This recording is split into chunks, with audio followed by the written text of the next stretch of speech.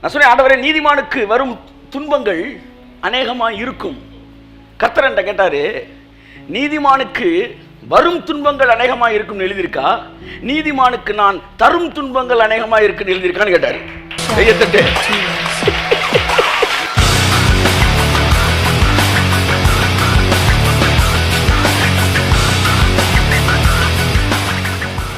ஏனென்றால் நீங்கள் உலகத்துக்குரியவர்கள் அல்ல, ஆகையால் உலகம் உங்களை பகைத்தது. தெளிவா சொல்லுது, நான் உன்னை பகைக்கவில்லை, நான் உனக்கு துன்பம் தரல, இந்த உலகம் உன்னை பகைக்குது, இந்த உலகம் உனக்கு துன்பம் தருது, இந்த உலகத்திலே உபத்திரம் உண்டு, ஆனாலும் திடன் கொள்ளுங்கள், நான் உலகத்தை ஜெயித்தேன். நீதிமானுக்கு வரும் துன்பங்கள் அநேகமாய் இருக்கலாம், ஆனாலும் அவை எல்லாவற்றிலும் இருந்து கர்த்தர் அவனோடு நின்று அவனை விடுவிப்பார்.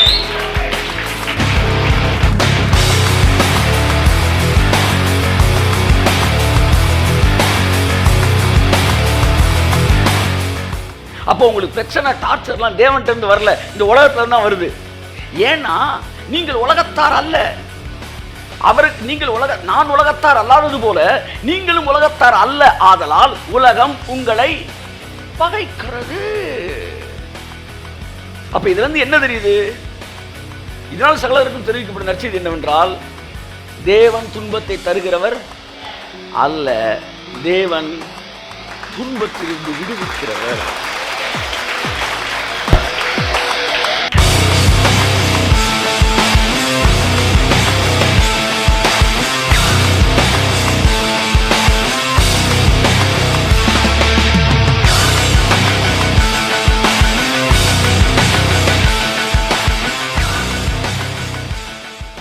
என்ன சொல்ல வரேன்னா, பிரச்சனை ஒன்னால வருது, பிரச்சனை பிசாசுனால வருது, ஆனா தேவனும் அதுல இருந்து வந்தாலும் சரி, இதுல இருந்து வந்தாலும் சரி, உன்னால வந்ததா இருந்தாலும் சரி, அவனால வந்ததா இருந்தாலும் சரி, அவன் எல்லாவற்றிலும் நின்று அவர்களை விடுவிக்கிற தேவனாயிருக்கிறார். கர்த்தர் நல்லவர். எல்லாம் சொல்லுங்க.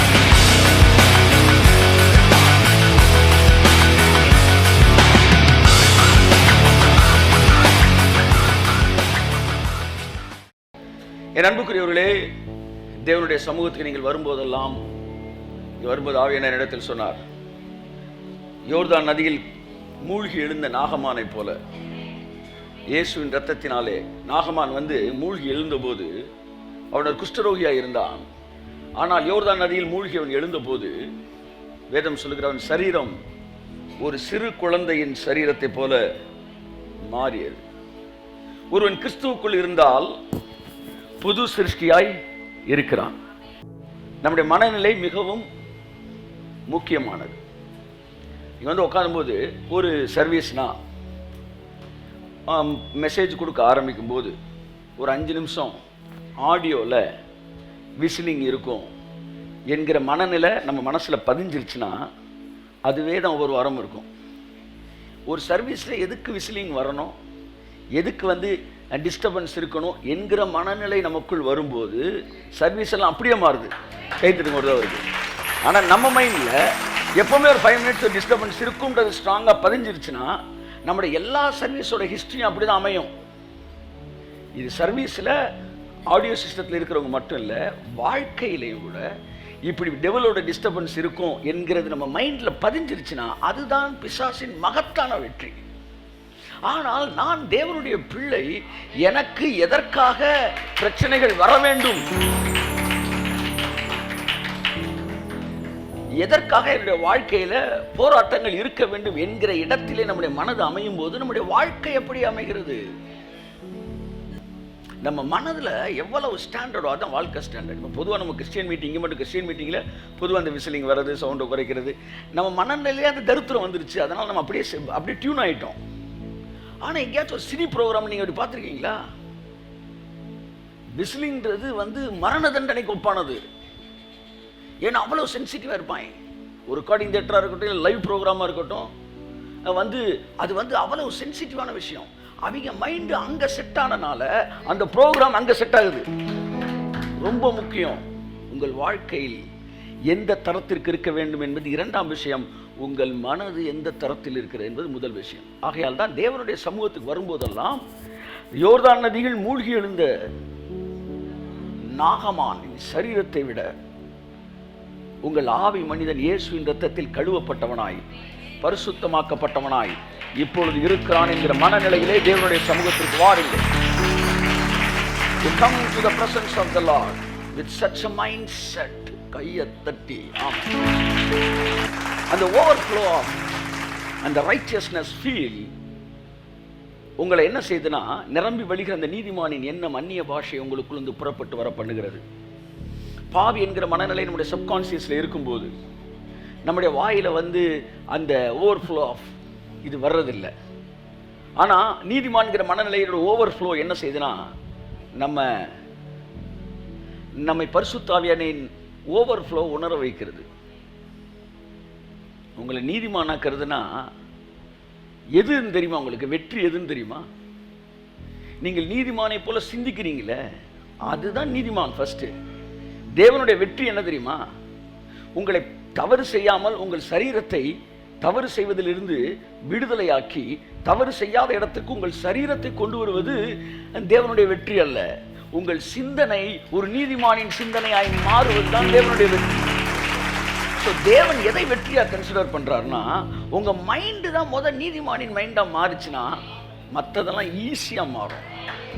ஆனால் காலாகாலமாக சபையானது சரீர செயல்களில் நீதிமானாக இருப்பதையே நமக்கு போதித்து விட்டது. இந்த சரீர செயலில் நீதிமானாக இருப்பது என்பது புறஜாதி மார்க்கம். இப்ப இந்த மார்க்கம் எந்த பரிசுத்தத்தை வலியுறுத்துகிறது?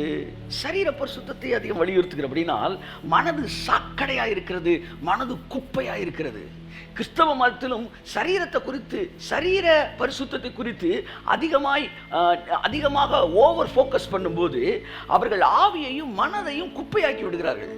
அதனால அவன் என்ன செய்யறான்? பரீட்சை நெருங்கிருச்சு, நான் ஒரு பாவம் பண்ணக்கூடாது, ரிசல்ட் வரப்போது ஒரு பாவம் பண்ணக்கூடாது. அப்படின்னா என்ன சொல்ல வர? ரிசல்ட்டுக்கு அப்புறம் எல்லாம் பண்ணிக்கலாம்னு சொல்ல வரியா? எனக்கு புரியலப்பா. ஏன்பா நீங்க நீதிமான், அதாவது என்ன சொல்ல, பரிசுத்தையும் ஆசீர்வாதத்தையும் இணைக்கிறீங்கன்னு எனக்கு தெரியல. பரிசுத்தம் தேவை, எல்லாம் சொல்லுங்க, ஆசீர்வாதமும் தேவை. எங்க ஆபத்து வருதுன்னா சொல்லுங்க, இது ரெண்டையும் இணைக்கிறப்பதான் ஆபத்தே வருது. ஆபத்து ஏன் வருது? நீ இப்படி இருந்தா இப்படி நடக்கும், நீ இப்படி ஒழுங்கா தான் உனக்கு இப்படி கிடைக்கும் அப்படின்னா என்ன சொல்ல வரீங்கன்னா, அது வேண்டாம்ன்றவெல்லாம் என்ன வேணாலும் பண்ணிக்கலாம்னு சொல்ல வரீங்க. சொல்ற புரியுதா? நீ உண்மையா இருந்தால், நீ பரிசுத்தமா இருந்தால் கர்த்தர் உனக்கு ஒரு வீடு தருவார் அப்படின்னா நீங்க என்ன சொல்ல வரீங்கன்னா, வீடு வேணான்றதையும் பாவம் பண்ணிக்கலாம்னு சொல்ல வரீங்க. சார், பரிசுத்தத்தை பேசும்போது பரிசுத்தத்தை மட்டும் பேசுங்க, ஆசீர்வாதத்தை உள்ள என்ன செய்யாதீங்க, சேர்க்காதீங்க. ஆமென். அப்ப என்ன, நீங்க என்னைக்கு ஆசீர்வாதத்தை கொண்டு போய் பரிசுத்தத்தோட சேர்க்கறதுனால தான் இங்க பிரச்சனையே. தயவு செய்து அந்த பிரசங்கங்கள் நம்மை தவறான இடத்துக்கு கொண்டு சென்றது. ஏன் பரிசுத்தமா இருக்கணும், இதுக்காக பரிசுத்தமா இருக்கணும், அதுக்காக பரிசுத்தம் 1000 பேசியிருக்கிறேன் பிரசங்கம். ஆனால் அதை எதையும் தேவன் சொல்லலை. தேவன் ஒரே ஒரு காரணத்தை நீ பரிசுத்தமா இருக்கின்றார். என்ன தெரியுமா? நான் பரிசுத்தர், ஆகையால் நீங்களும் பரிசுத்தராயிருங்கள். இப்ப தொடர்ந்து தேவன் நல்லவர் என்கிற தலைப்பு கொடுக்காட்டினாலும் அப்படிதான் பிரசங்கம் பண்ணிக்கிட்டு இருக்கோம். தேவன் நல்லவர், ஆமென். ஜீவன் வந்துருச்சு. இப்ப அந்த ஜீவன் பரிபூரண பிறகு வேலை பார்த்துக்கிட்டு இருக்கிறாரு. ஆனா பைபிள் அப்ப தேவனை தனக்கு தெய்வமாக கொண்டிருக்கிற ஜாதி பாக்கியம் உள்ளது, அப்படிதான் பைபிள் சொல்லுது. தேவன்கிட்ட சிக்கணும்னா சிக்கல் தான் என்கிற எண்ணத்தை உங்களுக்கு தரக்கூடிய இடத்துல தேவன் என்ன செய்யல இல்லை. பைபிள் சொல்லுது, அவரை தெய்வமாய் கொண்ட ஜனங்கள் பாக்கியம் உள்ளவர்கள். பாக்கியம் உள்ளவர்கள் என்றால் கொடுத்து வைத்தவர்கள், ஆசீர்வதிக்கப்பட்டவர்கள். கர்த்தரை தனக்கு தெய்வமாய் கொண்ட ஜனம், அவர் தனக்கு தெரிந்து கொண்ட ஜனமும் சரி, அவரை தனக்கு தேவனாய் தெரிந்து கொண்ட ஜனமும் சரி, பாக்கியம் உள்ளது. அப்ப எது பாக்கியம்? வியாதியை கொடுப்பது பாக்கியமா, வேதனையை கொடுப்பது பாக்கியமா? இல்லை என் அன்புக்குரியவர்களே, தேவன் நல்லவர் என்பதை முதலாவது நீங்கள் புரிந்து கொள்ள வேண்டும்.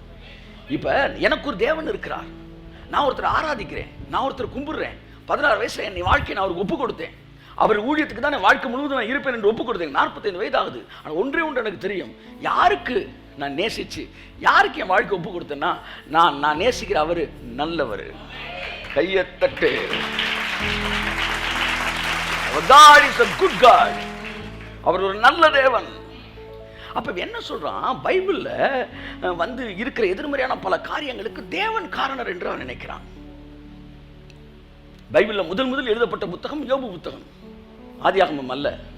ஆதியாகமம் மோசே எழுதுவதற்கு முன்பாக யோபு புத்தகம் தான் எழுதப்பட்டது. அது எழுதியது கூட மோசே என்று தான் சொல்கிறார்கள். காரணம், அவன் மீதியான தேசத்தில் போய் இருந்தபோது, அவன் ஆடுகள் மேய்த்து கொண்டிருந்த போது வந்து அவன் யோபுவை சந்திப்பதற்கான சூழ்நிலைகள் வந்தது. அவன் சந்தித்த போது யோபுவோட ஹிஸ்டரியை வந்து இவன் கேட்குறான். யார்? மோசே கேட்குறான். டேக்ஸோடைய இதிலேருந்து நான் பேசுகிறேன் இப்போ உங்களுக்கு. அப்படி கேட்க போது, என் வார்த்தைகள் ஒளிவெட்டில் எழுதப்பட்டால் நல்லமாக இருக்கும்னு சொன்னா பாருங்க யோபு. அந்த வார்த்தைக்கான அந்த ஜபத்துக்கான பதிலை தேவன் மோசையை வச்சு நிறைவேற்றுறாரு. நீ கல்லில் எழுதியிருந்தா கூட அழிஞ்சிருக்குண்டா, ஆனால் இன்னைக்கு பிரிண்டை போட்டு உலகம் ஃபுல்லாக கொடுத்துட்டார் தேவன். யோபுவின் ஜபம் அங்கீகரிக்கப்பட்டது. என் அன்புக்குரியவர்களே, முதல் எழுதப்பட்டது யோபு புத்தகம். கடவுள்னா யாரு என்பதை குறித்து பூரண அறிவு அவனுக்கு இல்லை. ஆனால் கடவுள் யாருன்ற அறிவு இருந்தாலும் தன்னை பற்றி தெரியும், கடவுளை பற்றி தெரியும். இவங்க ரெண்டு பேரையும் தாண்டி மூணாவது ஒரு சக்தி இருக்குன்றது யோபுக்கு இல்லவே இல்லை. அதனால தான் பல சம்பவங்களுக்கு தேவனை போய் நம்ம கனெக்ட் பண்ணுறோம். ஒன்று புரிஞ்சுங்க, உங்கள் கடவுள் நல்லவருங்க, நல்லவர். ஆமேன் சொல்லுங்க, ஆமேன். இவனுக்கு என்னன்னா, பைபிள் இப்போ இந்த வசனம்லாம் இப்படி இருக்கு, நல்லவர்னு ஒத்துக்காங்க. இல்லை அந்த வசனத்துக்கு இப்படி இருக்குது, அந்த வசனம் இப்படி இருக்குது அப்படின்னு நீ வந்தீங்கன்னா கர்த்தர் நல்லவர்ன்றது உனக்கு புரியாது. ஆனால் கர்த்தர் நல்லவன்ற புரிஞ்சுக்கிட்டு அந்த வசனத்துக்கு வந்தீங்கன்னா வசனம் உனக்கு புரியும். வசனத்துக்கு பதில் வேணும் அப்படின்னு வசனத்துக்கு வந்தீங்கன்னா கர்த்தர் நல்லவர்ன்றது புரியாது. நீங்கள் வசனத்துக்கு அர்த்தம் வேணும்னா கர்த்தர் நல்லவர்னு புரிஞ்சுட்டு இப்போ வசனத்தை படிச்சீங்கன்னா வசனம் புரியும். சங்கீதம் 34:19. நீதிமானுக்கு வரும் துன்பங்கள் அநேகமாயிருக்கும், கர்த்தர் அவைகள் எல்லாவற்றிலும் நின்று அவனை விடுவிப்பார். நீதிமானுக்கு வரும் துன்பங்கள் அநேகமா இருக்கும். அப்புறம் எப்படி நீங்க நீதிமானுக்கு துன்பமே இல்லை நீங்க பேசுறீங்க? துன்பமே இல்லாத ஒரு வாழ்க்கையை கொடுப்பதற்கு தான் சார் தேவன் வந்து மனுஷனை படைச்சாரு. அவன் தவறு செய்த போது கூட அவன் வாழ்க்கையில் மறுபடியும் துன்பம் வந்துடக்கூடாது என்ற கண்ணை தவறுக்கான பரிகாரத்தை அவர் செஞ்சாரு. ஒன்று புரிஞ்சுக்கணும், உங்க லைஃப்ன்றது அது பெர்ஃபெக்டான பிளெஸிங் இருக்கிற லைஃப். நிறைய பேர் கோபம், எப்படி நீங்கள் வியாதியெல்லாம் வேணான்றீங்க, இவங்க ப்ராடக்ட் செஞ்சு வச்சுட்டு விலைக்கு வாங்க மாட்டேன்றீங்கன்ற மாதிரி அழுகுறாங்க. இதையும் வாங்கிக்காங்க கொஞ்சம், இதையும் வாங்க மாட்டேன்றீங்கன்ற மாதிரி. நான் சொல்கிறேன், வசனத்துக்கு வந்தீங்கன்னா நீ தேவன் நல்லவர்னு உங்களுக்கு தெரியாது. தேவன் நல்லவர்னு தெரிஞ்சுட்டு இப்போ வசனத்தை வாசித்தீங்கன்னா வசனம் புரிஞ்சிடும். எத்தனை வருஷம் இந்த வசனத்தை வாசித்திருக்கிறேன் நான், தேவன் நல்லவர் அப்படின்னு நினச்சி இந்த வசனத்தை வாசித்தேன், ஈஸியாக புரிஞ்சிருச்சு. நான் சொன்னேன், ஆண்டவரே நீதிமானுக்கு வரும் துன்பங்கள் அநேகமாக இருக்கும். கர்த்தர் என்கிட்ட கேட்டாரு, நீதிமானுக்கு வரும் துன்பங்கள் அநேகமாக இருக்கும்னு எழுதியிருக்கா, நீதிமானுக்கு நான் தரும் துன்பங்கள் அநேகமாக இருக்குன்னு எழுதியிருக்கான்னு கேட்டாரு. கையத்தட்டு. நீதிமானுக்கு கர்த்தர் தரும் துன்பம் அநேகமாக இருக்குன்னு சொல்ல, நீதிமானுக்கு வரும் துன்பம் அநேகமாக இருக்கும், ஆனால் கர்த்தரோ அங்க யார் வராரு? நல்லா கையத்தட்டு. அப்ப வரும் துன்பம் என்றாலே அங்கு தேவன் தரும் துன்பம் அது அல்ல. முதல்ல புரிஞ்சுக்க, கர்த்தர் நீதிமான சோதி தருகிறார் என்கிற வசனம், அதனுடைய அர்த்தம் இந்த வசனத்துடன் இணைக்கப்படும் போதுதான் அந்த வசனத்தோட ஒரிஜினாலிட்டி வெளியே வரும். அதனாலதான் சொல்றேன், வெளிச்சத்திலே வெளிச்சம் காணுங்கள், வெளிச்சத்திலே வெளிச்சம் காணுங்கள். தேவன் நல்லவர். நான் என் பிள்ளைய தூக்கி தீல போட மாட்டேன். நான் என் பிள்ளைய என்ன செய்ய மாட்டேன்? கையை காலை ஒடிக்க மாட்டேன். என்னை காலையில் கொஞ்சம் பேசிக்கிட்டு தான், பிரம்பும் கடிந்து கொள்ளுதலும் ஞானத்தை கொடுக்கும். குட். பிரம்பை கையாடாத மனிதன் தன் பிள்ளையை பகைக்கிறார். இப்ப கர்த்தர் சொன்னாரு, உங்களுக்கு பெரம்புனா இது, எனக்கு பெரம்புனா எதுன்னு கேளு. கை தட்டுங்க. இப்ப இந்த வசனத்துக்கு அர்த்தம் என்னன்னா, பெரம்புனா என்னன்னு தெரியணும். ஆச்சா, பவுல் சொன்னா பிரம்போடு உங்களிடத்தில் வர வேண்டுமான்னா அப்படின்னா என்ன? பவுல் ஒரு பெரிய கம்பு வாங்கி வச்சிருந்தாரா? நீங்க சொல்லுங்க சார். பவுல் கம்போட வரவாடா பெரம்போட வரவாடான்னு கேட்டார்னா, பவுல் வீட்டில் ஒரு பெரம்பு வாங்கி வச்சிருந்தாரா? பவுல் பெரம்புன்னு சொல்லும்போது அவன் எதை மனசுல வச்சு சொன்னா? கம்பெடுத்து வந்து மக்கள் அடிக்க போறானா? சொல்லிருன்னு. நண்புக்குரியவர்களே, இப்ப வார்த்தையோட அர்த்தம் தெரியாம நம்ம ஒன்று பிரசங்கம் பண்ண முடியாது. இப்ப நீதிமானுக்கு தரும் துன்பம் அல்ல, நீதிமானுக்கு வரும் துன்பம். அப்படின்னா அது ஏன்ட்ட இருந்து நான் தர்றது இல்லை, அதை புரிஞ்சுக்கங்க. கர்த்தர் நல்லவன்றத முதல்ல நிப்பாட்டாங்க, நில்லு. அது வருது வருது, தோல்ல ஏறி உட்காது, உன் தலையில் ஏறி உட்காந்து பேன் பார்க்குது, அதெல்லாம் அப்புறம் பேசுறா. என் கேள்விக்கு மட்டும் பதில் சொல்லு. முதல் கர்த்தர்ட்ட இருந்து வருதா? கர்த்தர்ட்ட இருந்து வருதா? மண்டையில் நறுக்குன்னு ஒரு கொட்டை கொட்டிக்கு கர்த்தர்ட்ட இருந்து வருதா? இல்லைல்ல. இன்னைக்கு போய் டீயை குடிச்சிட்டு தூங்கிடு. இன்னைக்கு இவ்வளோ போதும், உனக்கு இவ்வளோ போதும். அப்புறம் எங்கிட்டு குடி வருதுன்னு அப்புறம் பார்ப்போம். முதல் இதை அஸ்தி வார்த்தை போடு. கர்த்தர் நல்லவர்னே ஒரு அதிலே நில்லு. எங்கிட்டு குடி வருதுன்னு அப்புறம் பார்ப்போம். உனக்கு வயசு பத்தாது, அதுக்கப்புறமேட்டு பேசணும். கர்த்தர்ட்ட இருந்து வரல, அதோட நின்னுக்க, அதோட நின்னுக்க. ஒரு 10 நாள் அதை மட்டும் யோசி. தேவன்ட்ட வரல, தேவன்ட்ட வரல, தேவன்ட்ட வரல, தேவன்ட்ட வரல, தேவன்ட்ட வரல. சொல்லு சொல்லு, வாய் தர சொல்லு. தேவன்ட்ட வரல, தேவன்ட்ட வரல, தேவன்ட்ட வரல, தேவன்ட்ட வரல. அப்ப துன்பங்கள் வரலாம், ஆனா கடவுள்கிட்ட இருந்து வரல. இதுல ஸ்ட்ராங் ஆயிட்டீங்களே, இப்ப எல்லா வசதியும் அர்த்தம் தெரியும் உங்களுக்கு. கிறிஸ்துவுக்குள் தேவபக்தியை நடக்க விரும்புகிற யாவரும் துன்பப்படுவார்கள். அர்த்தம் புரியுதா? என்னாலே அல்ல, இந்த உலகம் உன்னை துன்பப்படுத்தும். ஏனென்றால் நீங்கள் உலகத்துக்குரியவர்கள் அல்ல, ஆகையால் உலகம் உங்களை பகைத்தது. தெளிவா சொல்லுது, நான் உன்னை பகைக்கவில்லை, நான் உனக்கு துன்பம் தரல. இந்த உலகம் உன்னை பகைக்குது, இந்த உலகம் உனக்கு துன்பம் தருது. இந்த உலகத்திலே உபத்திரம் உண்டு, ஆனாலும் திடன் கொள்ளுங்கள், நான் உலகத்தை ஜெயித்தேன். நீதிமானுக்கு வரும் துன்பங்கள் அநேகமாக இருக்கலாம், ஆனாலும் அவை எல்லாவற்றிலும் இருந்து கர்த்தர் அவனோடு நின்று அவனை விடுவிப்பார். கர்த்தர் நல்லவரா இல்லையா? இதே வசனத்தை வச்சு எத்தனை பேர் சர்ச்சுக்குள்ள உனக்கு துன்பம் வரும், உனக்கு துன்பம் வரும், உனக்கு துன்பம் வரும் பேசியிருக்காங்க. ஆனா பைபிள் அப்படி சொல்லையே. தேவன்கிட்ட இருந்து வந்தா துன்பம், தேவன் தரும் துன்பம் அல்ல, உலகத்திலிருந்து வரும் துன்பம். ஆனால் கர்த்தர் என்ன செய்யறாராம்? அவை எல்லாவற்றிலும் நின்று. கைய தட்டு.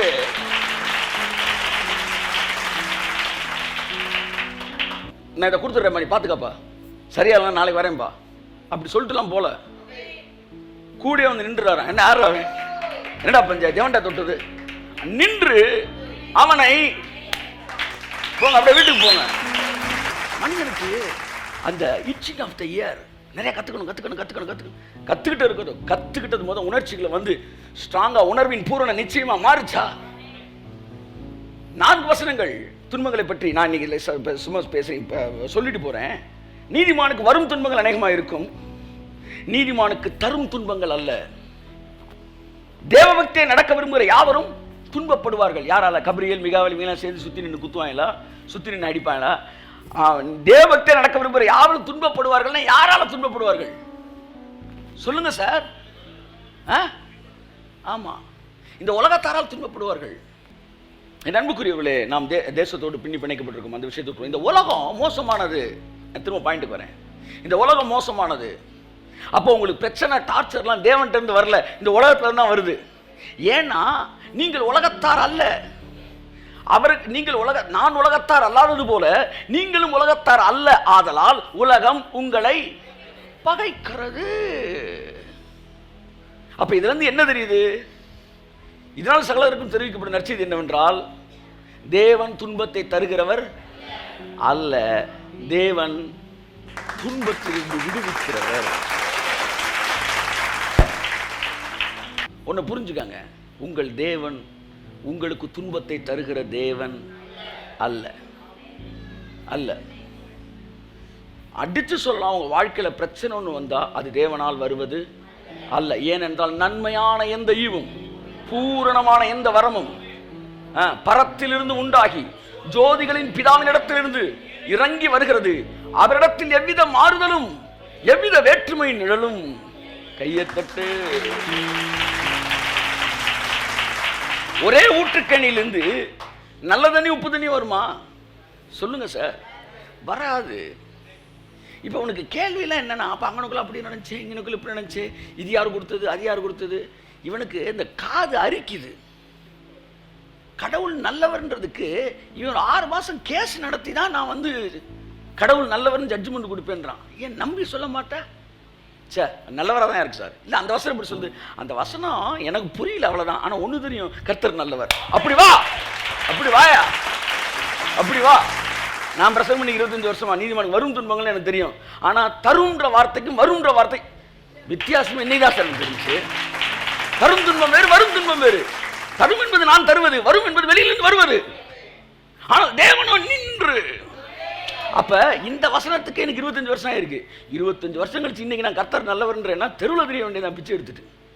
ஆனா அன்னைக்கே வசனத்துக்கு அர்த்தம் தெரியலனா கூட கர்த்தர் நல்லவர், வசனத்துக்கு அர்த்தம் தெரியல அப்படி நின்னேன், ஆசீர்வதிக்கப்பட்டேன். இன்னைக்கும் ஒன்றரை வசனத்துக்கு அர்த்தம் தெரியாம இருக்கலாம், நாளைக்கு ஒரு செகண்ட் எனக்கு அர்த்தம் தெரியும். ஆனால் அந்த அர்த்தம் தெரிவதற்கு முன்பாகவே நான் மனதார விசுவாசிக்கிறேன், என் தேவன் நல்லவராய் இருக்கிறார். என் வாழ்க்கையில் ஏதோ ஒன்று உள்ளே வரும் என்றால் அது கர்த்தரிடத்தில் வந்தது அல்ல. உலகத்திலே உபத்திரவம் உண்டு. ஏன் உபத்திரவம் இருக்குன்னு சொன்னாரா? அவர் சொல்றார், என்கிட்ட மாறுதலே இல்லப்பா, என்கிட்ட வேற்றுமை நிழலே இல்ல. உங்கள் தேவன் நல்லவராய் இருக்கிறார். வெறும் பிரச்சனை வரும்னு சொல்லிட்டு விடாம அந்த பிரச்சனையெல்லாம் நான் வந்து நிப்பேன்டா. ஆமென், ஆமென். அது கூட என்ன சொல்ல வர்றாருன்னா, நீதிமானுக்கு நிறைய பிரச்சனை வந்தா கூட அதுக்கு தான் அநேகம்ன்ற வார்த்தையை சொல்றாரு. இப்போ 2வது வரியிலேருந்து முதல் வரியை பாருங்க தெரியும். நான் ஏதோ 1-2 பிரச்சனைக்கு மட்டும் வந்துட்டு, என்னப்பா நேற்று தானப்பா ஹெல்ப் பண்ணேன், போன வாரம் வேற ஒரு பிரச்சனைக்கு ஹெல்ப் பண்ணியிருக்கேன்ல அப்படி சொல்ல மாட்டேன். அவனுக்கு அநேகம் பிரச்சனை வந்தாலும் அத்தனை பிரச்சனையும் நான் அனுப்பேன்டா. எவ்வளோ அழகான அர்த்தம்லாம் இருக்கு. அவனுக்கு நிறைய மேட்ரு, நிறைய பிரச்சனை இருந்தாலும் அவன் எல்லாவற்றிலும் அப்படின்னா 1000 பிரச்சனை வந்தா 1000த்துல வந்து நிற்பாராம். என்னப்பா நேற்று அது முடிஞ்ச இன்னைக்கு எந்த மட்டும் இருக்குல்ல, நான் வந்துடுறேன். எவனாச்சும் ஒருத்தர் 24 hours இப்படி செய்வானா சார் உங்களுக்கு? செய்வானா? அவர் செய்வாராம். நேற்று அந்த ப்ராப்ளம் முடிஞ்சப்ப இன்னைக்கு இந்த ஒரு ப்ராப்ளம் இன்னைக்கு வந்துடுறேன், வந்து ஒரு நிமிஷம் இந்த கிளம்பி வந்துடுறேன். எப்படி சாமி? நேற்று அந்த வீடு மேட்ரு முடிஞ்சிச்சு, ஆமாம் இன்னைக்கு இந்த எதிரிகள், ஆமாம் அவங்க கொஞ்சம் பஞ்சாயத்து பண்ணிட்டு இருக்காங்க, அதுக்கு நான் வரேன். ரொம்ப தேங்க்ஸ் சார். அப்புறம் ஒரு 20 கோடி ரூபா வந்துடுறேன்.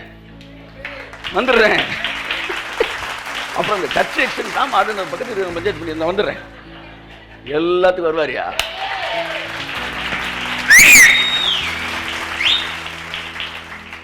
அவர் நல்லவர்.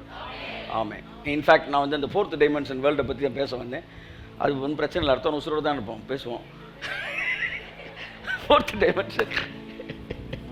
இப்போ என்னன்னா, இப்போ வந்து முதல் விஷயம், வெளிப்பாடுகள் எப்பொழுதும் படிப்படியாகத்தான் நீங்கள் பெற்றுக்கொள்ள வேண்டும். அந்த டிரான்ஸ்ஃபர்மேஷன், அப்போ தான் அடுத்த டிரான்ஸ்ஃபர்மேஷனை வாங்குறதுக்கான அந்த அந்த என்ன சொல்கிறது, அந்த ஸ்ட்ரென்த்து முந்தின வெளி ரெவலேஷனில் நீங்கள் ஸ்ட்ராங் ஆகும்போது தான் தெரியும். புரியுதா உங்களுக்கு? இந்த குழந்தைக்கு ட்ரெஸ்ஸை போடும்போது ஒருத்தன் காலில் ஜட்டியை போட்ட, ஒருத்தன் தலையில் பனியனை மாட்ட, ஒருத்தன் காலில் ஷூவை மாட்டேன்னா கொஞ்ச நேரத்தில் மூச்சு திணறிவான். அவனை வந்து ரொம்ப தெளிவாக தான் என்ன செய்யணும், ஆமாம் இது பண்ணணும். ஸ்டெப் பை ஸ்டெப்பாக தான் முதல் ஜட்டியை மாட்டியாச்சா சட்டை அப்படி தான் வரணும். அப்படி தான் தேவன் உங்களுக்கு முதல் ஒரு ரெவலேஷனை கொடுக்குறாரு. இதை ஸ்டாங்க நான் ஜெயிலன்னு ஒத்துக்கிறியா, ஒரு வாரம் இப்படியே ஓடு, தேவன்கிட்ட வரல, தேவன்கிட்ட அடுத்து எங்கேருந்து வருது, சரி ஏன் வருது, அது வராமல் இருக்கக்கூடிய ஒரு வாழ்க்கை தான் எனக்கு டிசைன் பண்ணாரா, வந்து ஜெயிக்கக்கூடிய வாழ்க்கை டிசைன் பண்ணாரா, சரி வராமல் இருக்கிற வாழ்க்கை டிசைன் பண்ணார். அப்போ ஏன் வந்து நாங்கள் ஜெயிக்கிற மாதிரி இருக்கு, வராத வாழ்க்கை தானே விசுவாசிக்கிறேன் அப்படியே வருது. எல்லாத்துக்கும் பதில் இருக்கு. உசுரோட தானே இருப்ப, கொஞ்சம் கொஞ்சமாக படிச்சுக்க. இது இன்னைக்கே படிச்சு நாளை காலை IAS எக்ஸாம் எழுத போகிறேன், மண்டேல போட போகிறேன். போ, இன்னைக்கு கற்றுக்கிட்டது போதும். அவர் அளந்து 1000 முழம் அளந்து கணுக்கால் கொண்டு வந்தாராம். அப்புறம் 1000 முழம் அளந்து முழங்கால் கொண்டு வந்தாராம். அந்த நெக்ஸ்ட் லெவல் நெக்ஸ்ட் இருக்கிற வரைக்கும் அந்த லெவலை என்ஜாய் பண்ணு. அந்த லெவலில் இருக்க ஆசீர்வாதத்தை அனுபவி. பேச்சுலராக இருக்கும்போது பேச்சுலர் வாழ்க்கையை அனுபவி, என்ஜாய் பண்ணு. கல்யாணம் ஆகிட்டியா, கல்யாணமான வாழ்க்கையை என்ஜாய் பண்ணு. அடுத்து அப்பா ஆகிட்டியா, அந்த வாழ்க்கையை என்ஜாய் பண்ணு.